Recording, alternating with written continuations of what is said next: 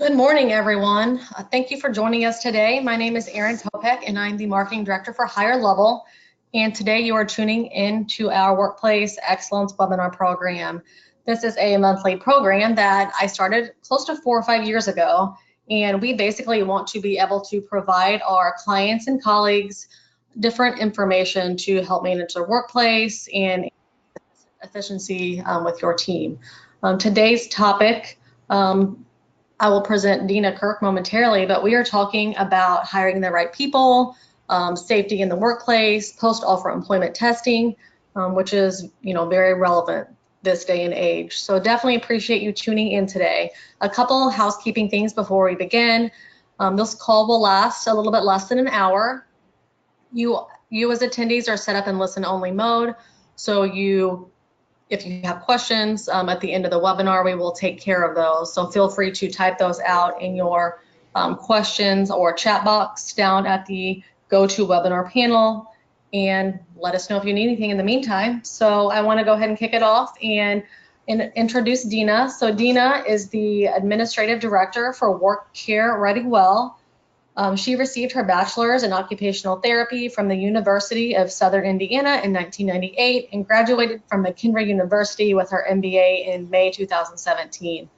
Dina is a certified work capacity evaluator and a certified ergonomic assessment specialist and has assisted companies in Southern Illinois with developing job demand analysis, return to work accommodations, and injury prevention programs. She has over 20 years of experience and is committed to the health and wellness of working people. So Dina, I turn it over to you, and thank you for joining us. Good morning. Thank you for the opportunity. I certainly look forward to the discussion this morning. So we will go ahead and get started. So we are going to talk about post-offer employment testing. Another fancy word for that is POET, but we're going to talk about post-offer employment testing. There's some other terms that we will utilize during this presentation. So as an employer, how do you know whether you're hiring the right people? So there's a lot of employers, especially in our area, they don't do any kind of pre-employment testing. They don't do any kind of pre-employment physical. And a lot of times when you hire that employee, let's be honest, we really don't know who and what we're hiring, right? So these are just a few of the questions that you can ask yourself. How do I know if the employee is physically fit for the job? How can I determine if that employee has some kind of pre-existing injury? And then another piece that we're going to talk about is for those employees that have been off of work due to FMLA, or maybe they've had some kind of maternity leave or paternity leave. How do we know when that doctor writes that script back that says, I can return to full duty work? How do we really know if they're capable of returning to that position? And we're going to talk about all of those things. So this is your answer to all those questions. Implement post-offer employment testing. We're going to jump right in. So in our experience, or my experience over the last 20 years with working with companies who have implemented these particular tests, they've seen a reduction in their staff turnover. The staff that they hire, they're getting education on truly what are the physical demands of their jobs, okay? The companies have also seen a reduction in their company injuries and their OSHA recordables. And they've also seen a reduction in their lost work days. Now, as far as the education piece, believe it or not, with some of the tests, I would say there's been a handful of employees that when they come in and we put them through this post-offer physical function test, sometimes their eyes are opened And they're like, wow, I didn't realize I was going to have to lift, push, pull, and carry this amount of weight. I don't think I'm interested. And again, yes, the company has had to pay for this test, but it's provided them with a little more education, a little more information about really what they're going to be doing when they're on the job. And like I said, we've had a handful of employees say, I'm out. I'm not interested in this. Okay. So really, what is it? What is a post-offer employment test? So basically, it's a pre-employment test. It's different from the physical part, okay? So let me just kind of clarify that. A lot of people, companies utilize physicians to do the medical piece, okay? This is after the medical piece. This is the physical part, okay? So they've gone to the medical piece. They've passed their drug test. Their blood pressure's good. And the doctor says that they are medically capable of competitive employment. Then they send them to us on the rehab side, okay? And that's where we determine if the individual is physically capable of performing the essential functions of the job, okay? And then again, it also provides that education to that employee. This is how much you are going to have to lift, push, pull, and carry. And then we also educate them on proper posture and body mechanics. And the goal is to help prevent some of these injuries. So I'll just give you an example. Let's just use a coal miner. Coal miner, that's a pretty heavy job. They're shoveling coal. They have to lift, push, pull, and carry. Sometimes when some of the prospective employees come in, they may bend over and lift things with their backs or not squat properly. And this gives us the opportunity to provide that education to them to help prevent some injuries. The third thing it does, it really establishes some baseline data. So again, I'll use the coal industry because we live in Southern Illinois and coal is near and dear to my heart. So for example, somebody comes in and they want to be a coal miner. And we do just a general musculoskeletal range of motion assessment. And we have them to lift their arms all the way up like they're going to touch the ceiling. Raise your arms all the way up, big stretch. And we notice, wow, they're limited on that right shoulder. What's going on? So then that allows us to really start probing and asking some questions. Wow, you got your left arm way up. That right arm didn't go up quite as well. We take a measurement of that, getting that baseline data, okay? As a therapist, I take the measurement and I document that. Employee has, I'm just going to throw this out there, 120 degrees of that right shoulder flexion. And I document that. That's our baseline data, okay? So let's say that this particular employee sustains a shoulder injury later. Well, before they return back to work, they'll come, we test them, and guess what? We've got that baseline data. So we know that right shoulder, it's not going above 120 degrees, okay?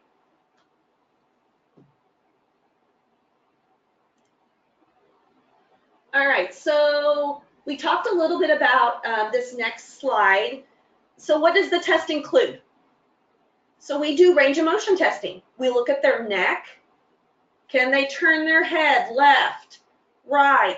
What about up and down? Are there any limitations with the neck? And we document that if we see something. Same thing with the shoulder, like what I explained with the coal miner.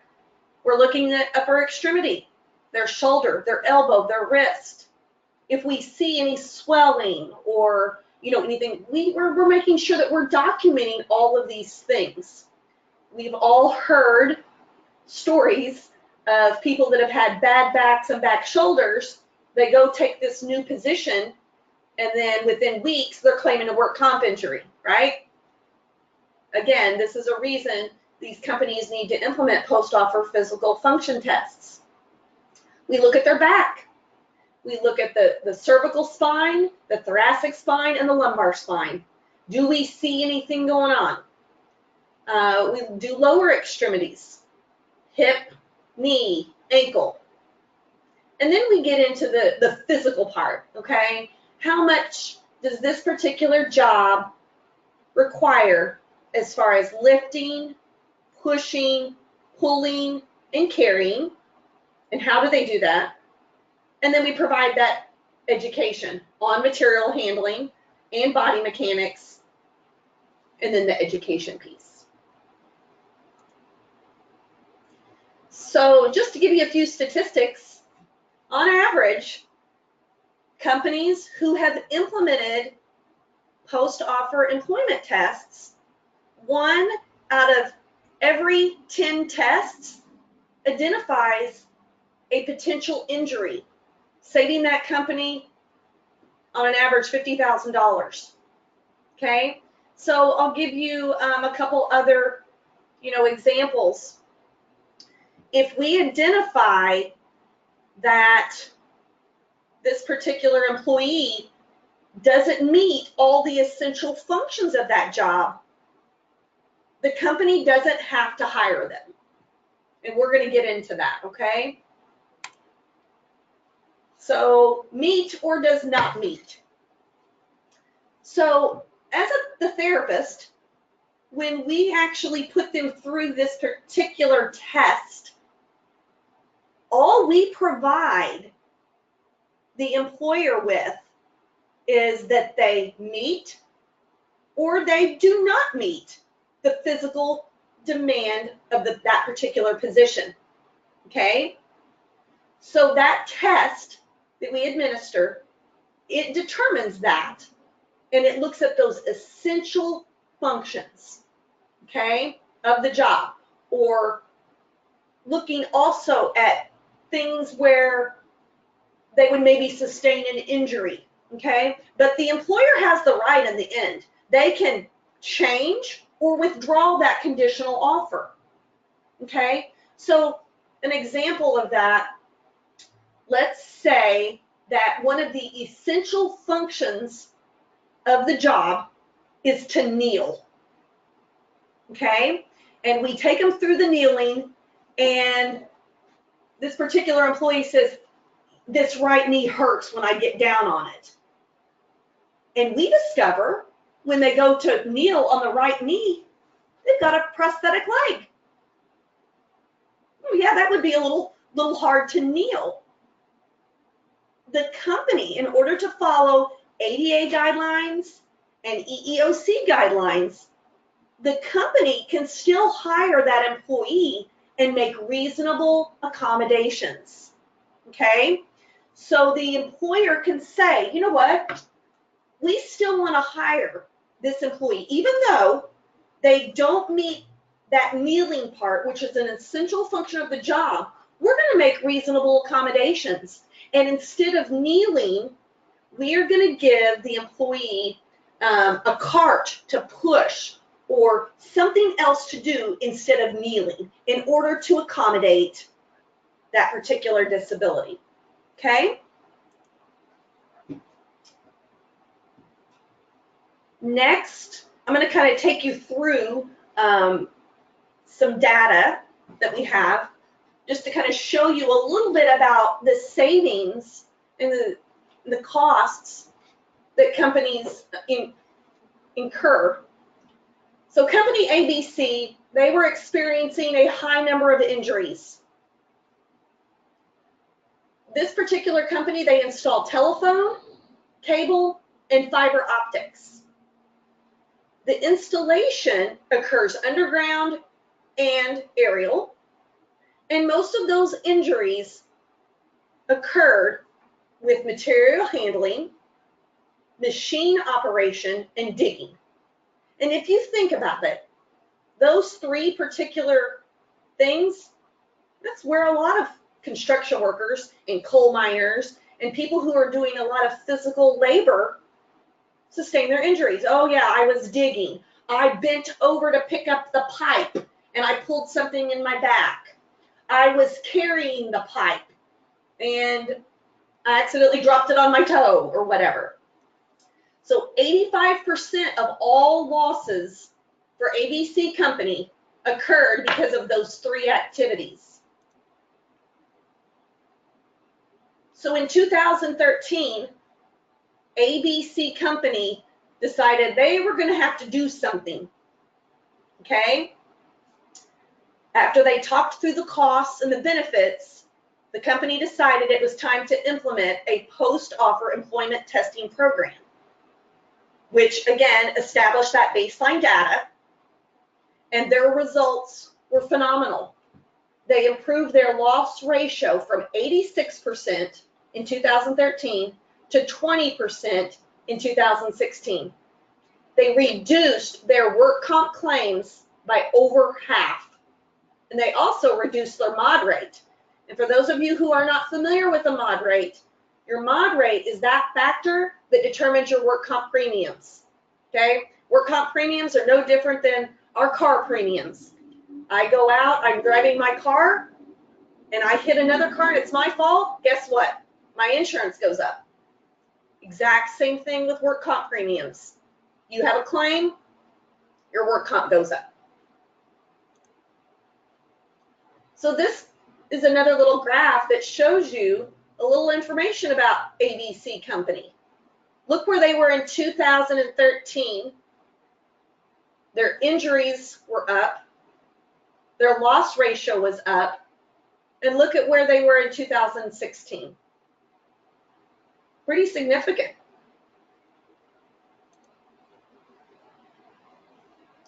So this is where things get a little confusing because I'm going to interchange three different terms and then I'm going to take you through the process. So this middle piece here, where I've got my cursor, is the POET, the post-offer employment test, okay? We get calls from companies all the time. Hey, we need to test this employee before they return back to work, or we want to make sure that they're good for the job. Well, that's fine and dandy, but you can't just all of a sudden make some test up, okay? You got to make it reliable, a reliable test and a valid test in order for this to hold up in court.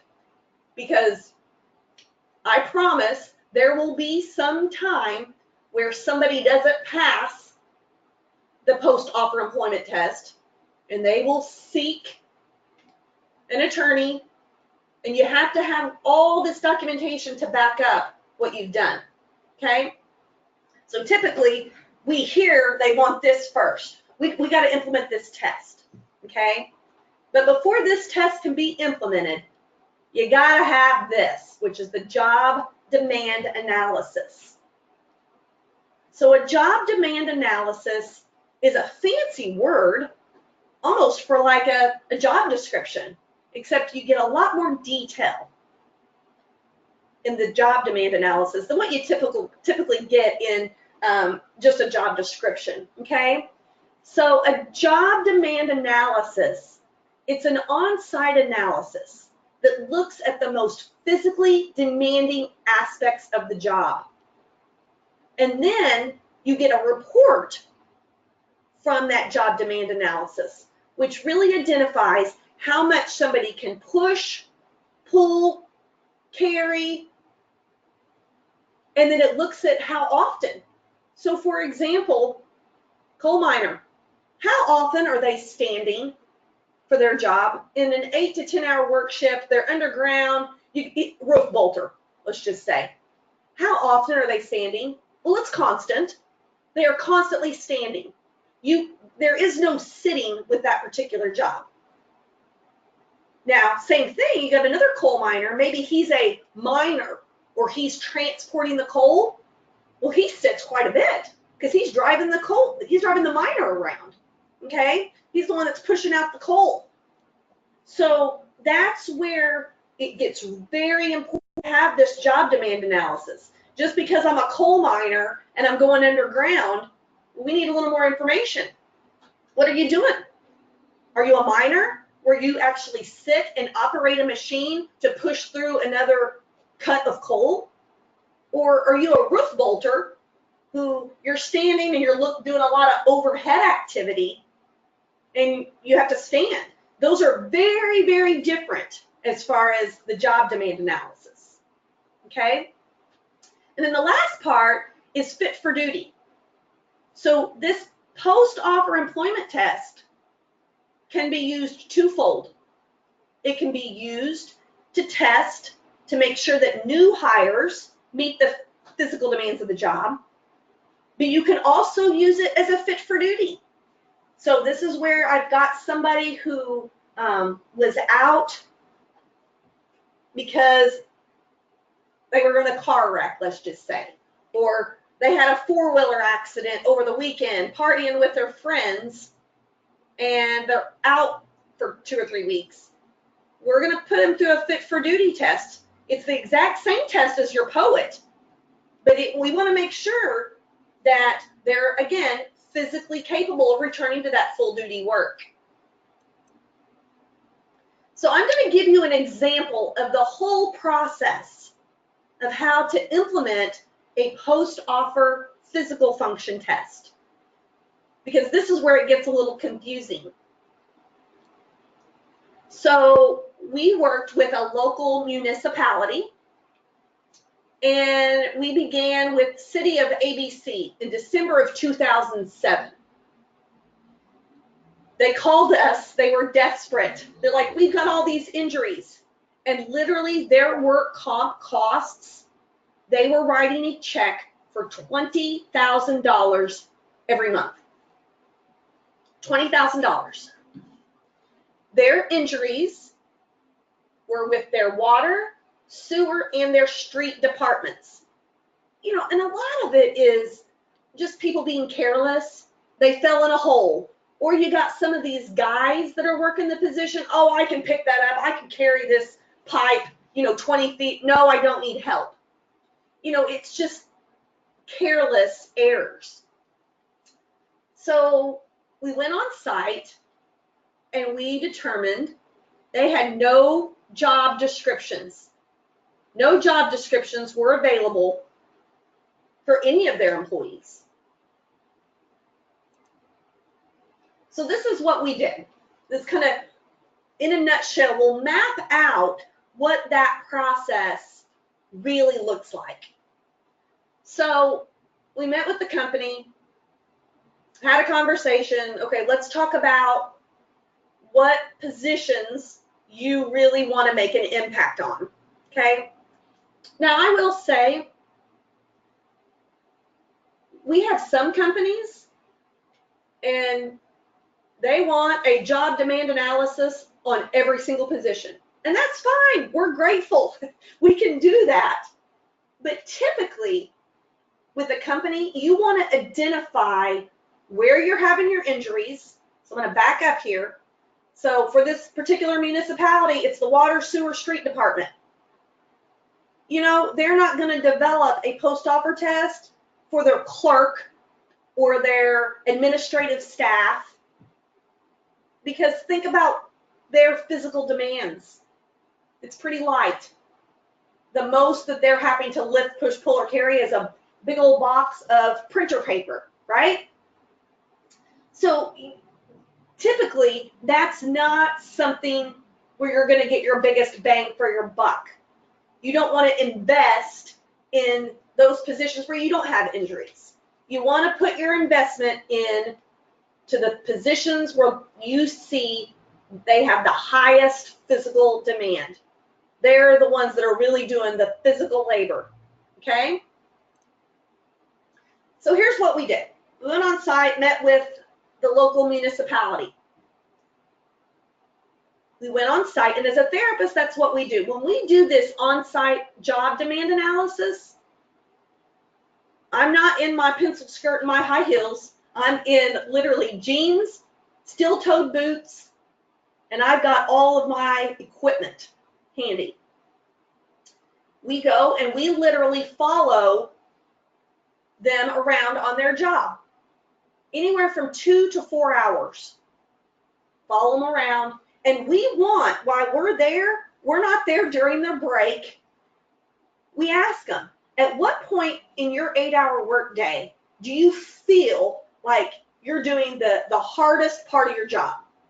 And we went in the morning. They're like, oh my gosh, mornings. Because that's where, if we're having to replace pipe in the water or sewer department, yeah, they're digging, and that's where we're moving the pipes. Usually by the afternoon, we're trying to finish up a job. So yeah, you want to come in the morning.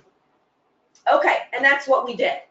So we went on site. It took us a couple days to do the water, sewer, and the street department. So on May 1st of 2008, we went on site, and we went back on May 2nd. We completed the job demand analysis. Based on that, we sent that paperwork about a week later to the company. This is what we found. Please review. Typically, that's the reason the company reaches out to you, is because you're the expert. And so they approved the job analysis. They're like, yes, this looks good. They gave us the rubber stamp approved. Okay? Now, based on that information from that job demand analysis, we know how much the water, the sewer, and the street department has to push, pull, lift, carry. We know exactly what's required for those particular jobs. Okay? So based on that, we make up a test. And we put in there, if the sewer department has to lift, push, pull, and carry 50 pounds, then that's part of the test. And we develop a test based on that job demand analysis. So I'll give you an example with the water and the sewer department. You know, they've got those, I call them kind of like manholes, but they're the meters that kind of go on top of your water line. And they have to undo that and take it off. And we actually have one of those in our clinic. We know how much it weighs. We know exactly what's required. And the city of this particular municipality was generous enough. They gave us an old one that they had, and we used that as part of our test. So we developed this test, okay? And that's great that we developed the test. But in order to make this test valid and reliable, we had to put incumbents through the test, people who are already doing the job, okay? So on June 4th and June 5th, we brought in people from all three departments, the water, the sewer, and the street. And they're very different, all three departments, a little bit different, and we put them through the test. What do you think? You've been working in the water department for 20 years. Is this test too hard? Is the test too easy? Or is the test just right? And they provide feedback on that test. And some of them, I mean, they're brutally honest. They're like, oh, this is too easy. No, it's much harder. Or they say, this is much harder than anything we've ever done. So they provide feedback, and we adjust the test. So we adjust it. We're like, okay, what about this? What about if we had you to take the meter, the metal meter thing off, and carry it 20 feet, set it down, do this. We put them through almost like a circuit, and they're like, oh yeah, definitely. So they give us feedback based on this test. And we have to make sure that the incumbents can pass the test. We like to run anywhere from 3 to 4 employees per position through the test. And you want to make sure that you've got a wide range of ages. You don't want to test all the 60-year-olds. You don't want to test just 40-year-olds. You want to make sure that you're getting the young millennials that you're testing, as well as all those baby boomers, okay?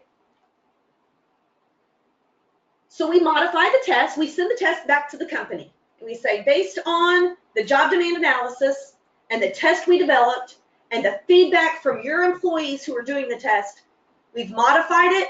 What do you think about this? And again, 9 times out of 10, the company looks at it. I mean, they're looking to us as the experts, and they provide that feedback. Yes, that looks good. Let's change this. Typically, they sign off on it, and we proceed. Once the company signs off on it, our test is ready. The test is approved by the company, and it's ready for new hires. Now, I will tell you this particular timeline. You look, we started the job and demand analysis in May, and by mid-June, we're ready to go. That's pretty quick.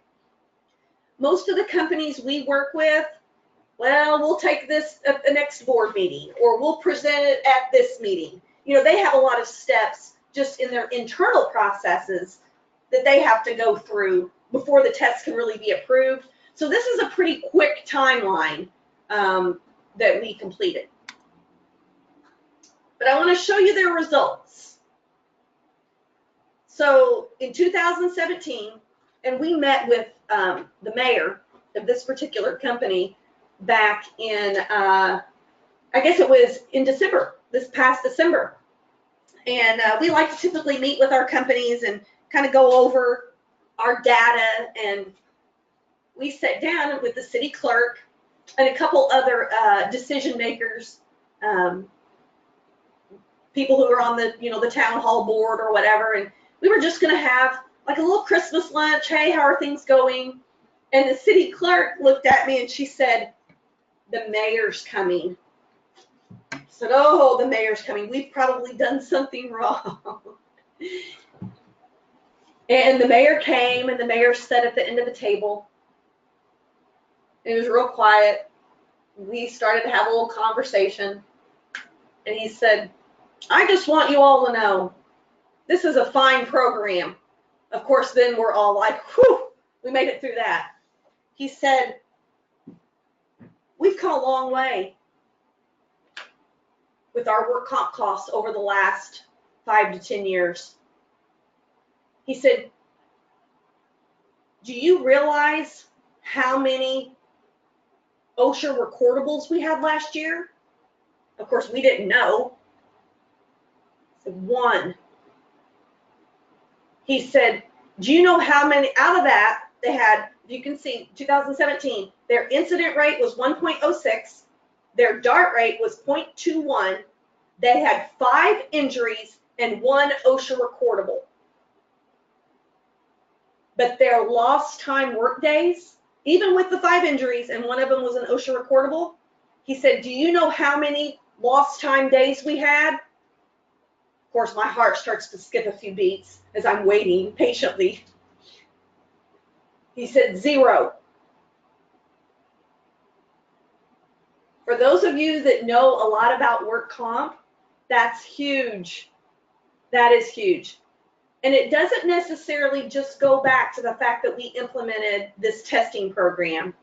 It goes back to the fact that utilizing an occupational medicine service where we try to, you know, the companies are accommodating light duty. The last thing you want to do is take somebody off of work. When you do that, again, that affects your lost time days and your premiums. So this was a successful story, and it always warms my heart to share. So those job demand analysis that I was talking about, that, you know, that's the first step. And those JDAs are used to establish the baseline data on the essential functions of the job. And then once we get that JDA, then we can use that JDA for pre-employment testing to make sure that they're physically fit for the job. And then we can use it for the fit for duty testing to make sure that if they're off for some reason that they're ready to go back to work. You think about our aging workforce. We've had people who have had a stroke, either on work or on their personal time. Well, this fit for duty test would be quite handy if they had that established to make sure that you've got this gentleman out here that's just had this huge neurological issue. Can they lift, push, pull, and carry? Are they ready to go back to work? I mean, let's be honest, a lot of times, especially in a rural area, the employee goes to their primary care physician. I've got to go back to work. I have to go back to work. Okay, and typically what the physician does is return to work full duty. Okay, that's great. We've got that piece from the doctor. But our policy, and that's the other piece, you got to make sure that these companies, that you're assisting them with their policies and procedures. Our policy is if you're out for an illness or an injury, you got to do this fit for duty test. Okay? And then that validation piece I was talking about, we actually had 7 employees across all different departments. In order to make that test valid, you have to do the incumbent testing. I threw these slides in. I wanted to show you what a piece of the JDA looked like. So I did a few screenshots. So this is an example of, you can see the physical requirements. Well, how often? Besides the fact that they have to lift 80 pounds, carry 80 pounds, and push and pull 150 pounds? Okay, that's great, but how often? Well, it's just occasional. Okay? How often are they sitting, standing, and walking? Well, if you're working in the street, water, or sewer department, you're constantly standing, you're walking frequently, and you're only occasionally sitting. Okay? And you can see up here, where I've got my cursor, if you guys can see that, occasional means out of that 8-hour work shift, they're doing it once every half hour. Frequent, they're doing it once every 2 minutes, and constant, once every 30 seconds. Okay, so 67 to 100% of their day is spent standing. They're standing a lot. And you can see standing and walking at wastewater treatment plant facility to complete the essential job functions. They're doing frequent walking while tending to the pumps, the filters, and other equipment on the premises. What are they lifting? Whoops, let me go back. What are they lifting? They lift and carry sludge, loading hose to the designated area. Use a dolly to lift the digestive engine.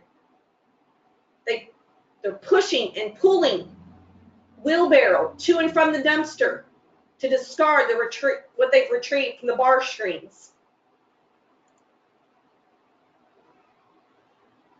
How much are they climbing, bending, crouching, kneeling, crawling? So all of these things we pull out of that job demand analysis. So obviously this was from the sewer department. Then we look at dexterity. How much do they have to grasp, pinch, right?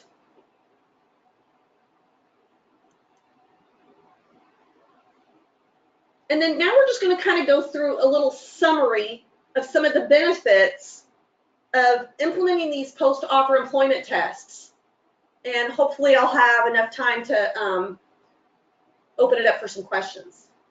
So again, these post-offer employment tests, they determine if an individual is physically capable of performing the essential functions of the job. You know, one of my employees told me once, she says, oh my gosh, she says, I didn't realize we save lives. Before we know, they need to be saved. And I thought, that's true. That is so true. With occupational medicine and rehabilitation, for companies that have the right things in place for pre-employment testing, I cannot tell you the amount of people that come in for their pre-employment physical that don't have a primary care physician. So they come in thinking, I'm going to get this nice job here at this manufacturing place. I'm making $15, $16 an hour. And they come in and their blood pressure is stroke level. Or we've done maybe some blood work and their sugar levels are out of control. That's huge. People nowadays, I think we're getting better with population health and the way healthcare is moving, but there are still hundreds and thousands of people who don't get an annual physical. They don't have a primary care physician because they've never needed to have one. So again, we're saving lives before we know they need to be saved. We get them help, and then they can come and they've been released, and then we can do those physicals, okay? So again, the benefits of those post-offer employment tests, I apologize that I got off on a tangent there, but it happens, right? The employer has that opportunity to withdraw that offer if they do not meet the essential functions of the job. So all the employer gets is they meet or they do not meet. That employer can still make reasonable accommodations. That POET also establishes baseline information, pre-existing conditions. I gave you an example earlier. We had a 45-year-old male, has limited left shoulder range of motion. We documented it at 120 degrees. If he's re-injured, we're not going to rehabilitate him past that 120 degrees because he couldn't go above 120 before. Okay?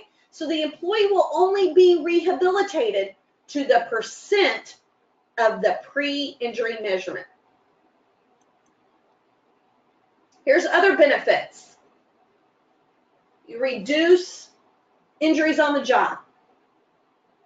You have a higher productivity. You have an increase in employee retention. You lower your turnover costs.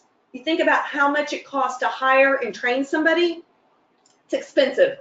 I promise the post-offer employment testing it's worth the investment. You have objective hiring data. You reduce your mod rates, which helps lower your work comp premiums. And then you also have a reduction in your lost work days. So that's pretty close. What kind of questions do you all have for me? Because I'm happy to answer any questions. All right, thank you very much, Dina. Now's your time to ask questions. I do not see any coming in right now, but feel free to take the next couple of minutes to type in your question or that chat box, and we can get those questions answered for you.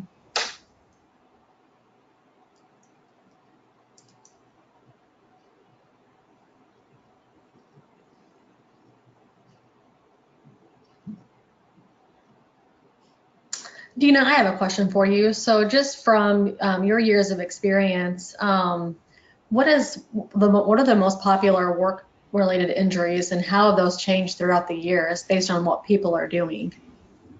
Yeah, I would say definitely the injuries are what we call musculoskeletal injuries, which is exactly what the term states.